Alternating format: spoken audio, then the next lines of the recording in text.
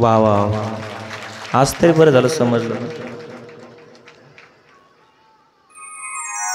एवढा जर आनंद त्या भक्तीमध्ये जर असेल, भाव असेल, मी का सांगितलं हे चरित्र की तुम्हाला त्या भगवंताकडे जर जायचं असेल तर प्रथमतः भक्ती आणि भाव पाहिजे. या दोन्ही गोष्टी तुमच्या संसारामध्ये असेल तर 14 भुवनांचा मालक तुमच्या घरी आल्याशिवाय राहणार नाही, लक्षात घ्या. आज या कलियुगामध्ये आम्ही भक्ती करतो, अनेक गोष्टी करतो, मग आज देव नाही का? देव आहे, तो येऊनही जातो, परंतु त्याला बोलवण्याची ताकद आमच्यामध्ये नाही. आम्हाला साधा काटा जरी टोचला ना, आम्ही लगेच डळमळीत होतो, लगेच अमक्या देवाकडे जातो, तमक्या देवाला नवस करतो, बाबाकडे हात दाखवतो, दोरीगंडा करतो. कशाला करता? देवा मार अथवा तार, शेवटपर्यंत त्याच्यावर विश्वास ठेवा, त्याला येणंही लक्षात घ्या. देव म्हणतात तुमच्या संसारामध्ये काहीच दुःख नाही रे, माझा जन्मच अंधारामध्ये बंदी शाळेत झाला आणि दुसऱ्याकडे आईकडे जावं लागतं, एवढं दुःख तुमच्या संसारात कुठे? तरी आम्ही दुःख म्हणतो होतो. कर्णाला जन्मावं लागलं कर्णा आणि दुसरीकडे जावं लागलं. आयुष्यभर स्वतमत पुत्र म्हणून लोकांनी हिणवलं. आपल्या संसारात कुठे दुःख आहे? जिच्या डोळ्यासमोर सगळे मरतानी पाहिले, देवाची बहीण असताना द्रौपदीने, लक्षात घ्या, 5 मुलं मरतानी पाहिले, सगळा संसार उद्ध्वस्त होताना पाहिला. पूर्ण संसारामध्ये ताप आहे, जन्मली ही अग्नीतून. 5 पांडव निघून गेले, हिमालयामध्ये पडावं लागलं. एवढं दुःख आपल्या संसारामध्ये नाही, तरी आम्ही देवाला शिव्या देतो. नाही रे, काहीच दुःख नाही आपल्या संसारात. देव येतो, देवाला बोलवा फक्त.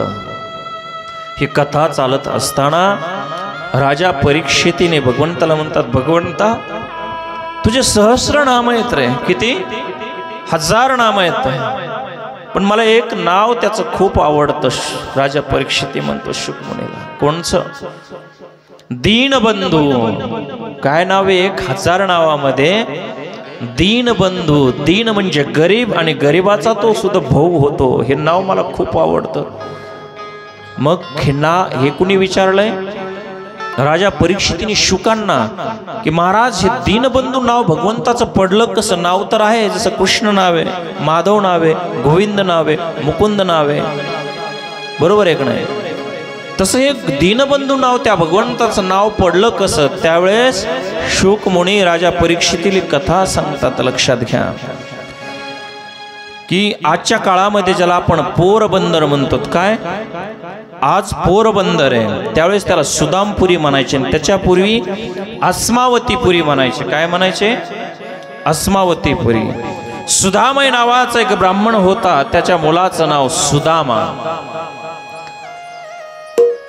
सुदामा पुढे मोठा होतो,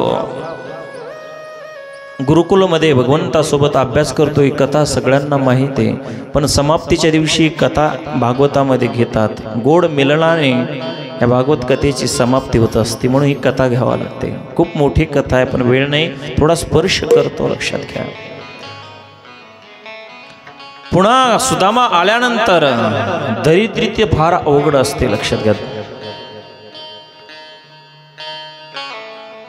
या सुदामाच्या पत्नीचं नाव सुशीला. 4 मुलं होते.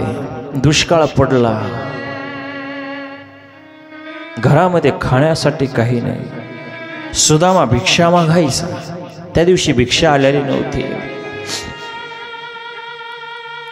रात्री मुलं फक्त पाणी पिऊन त्या ठिकाणी पिठामध्ये गाडगे असायचे. पूर्वीच्या काळामध्ये गाडगं उलट करून पांढरं पाणी केलं आणि मुलांना पाजलं. त्या 4ही मुलांना झोपलेले आहेत. रात्रीचे 11 वाजले. जाग आली.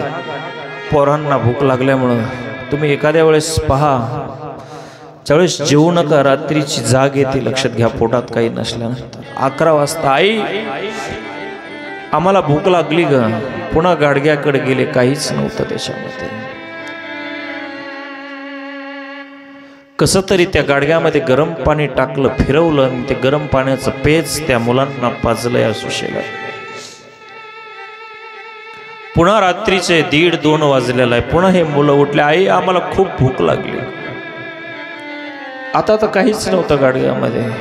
एका वाटीमध्ये मीठ टाकलं, होटावर जीभ चिटकू नये म्हणून त्या सुशेलाने ते मिठाचं पाणी होटावरती फिरवलं पोराच्या.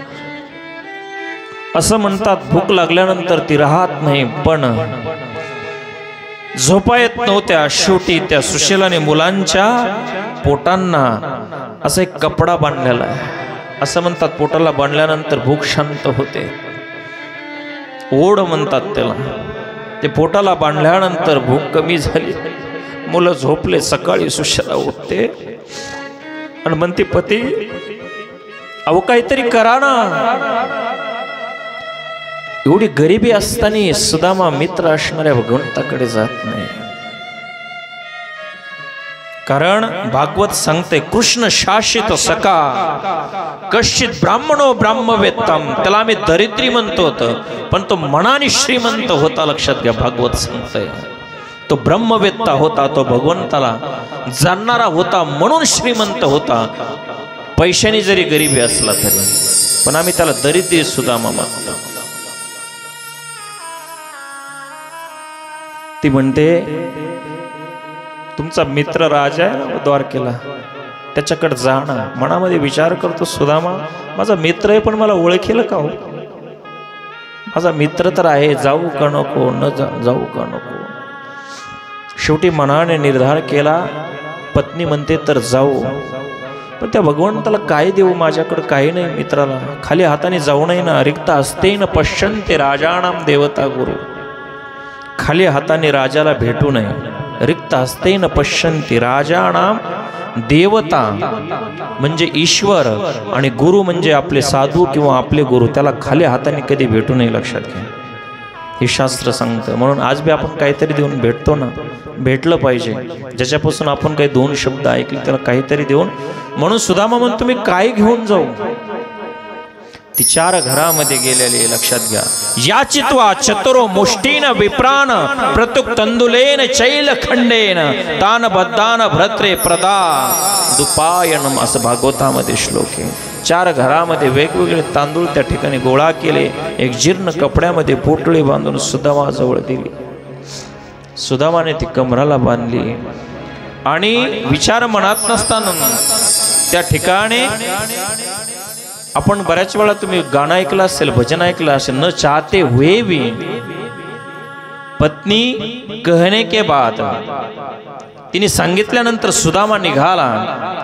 पायामध्ये चप्पल नाही, आणवाने पायाने चालत होता. पायाला फोड आलेले. ना तन पे है जामा, ना सर पे है पगडी. अशा वेशामध्ये त्या ठिकाणी उघडा असणारा सुदामा द्वारकेच्या दिशेने निघाला. पोटामध्ये अन्न नव्हतं, चक्क रेष. एका वृक्षाखाली बसला. झोप लागल्या.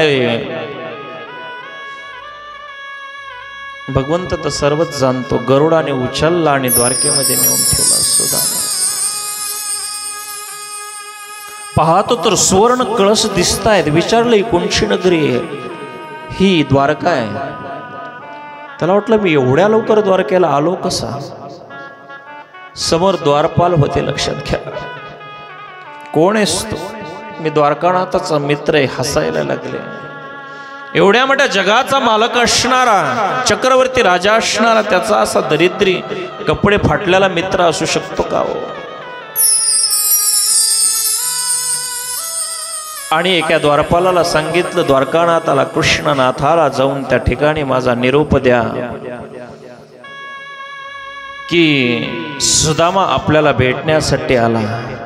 जाऊन निरोप दिल्यास बरोबर कृष्णनाथाने सिंहासनावरून उतरला आणि मुख्य प्रवेशद्वाराकडे भगवंत देहभान विश्रुत सुदामाला भेटण्यासाठी पळतो. सुनते ही दौड़े चले आए मोहन, सुनते ही दौड़े चले आए मोहन, लगाया गले से सुदामा मोहन, लगाया गले से सुदामा मोहन, लगाया गले से सुदामा मोहन, लगाया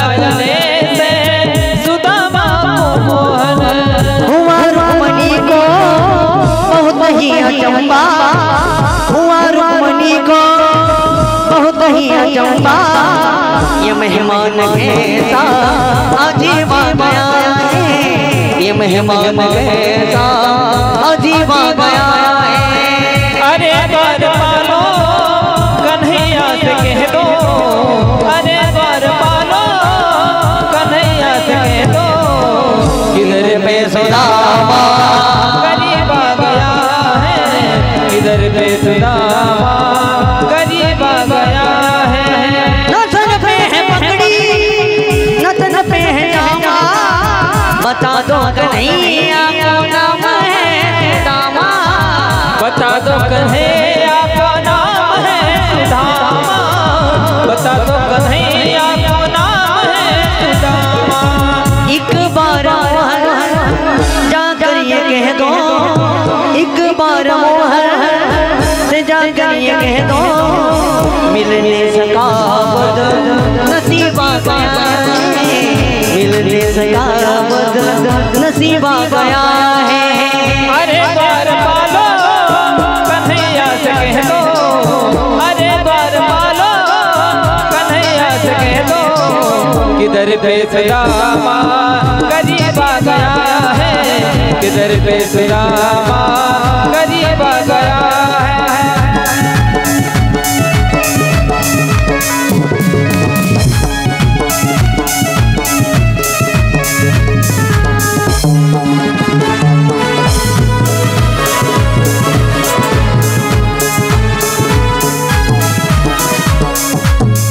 जगात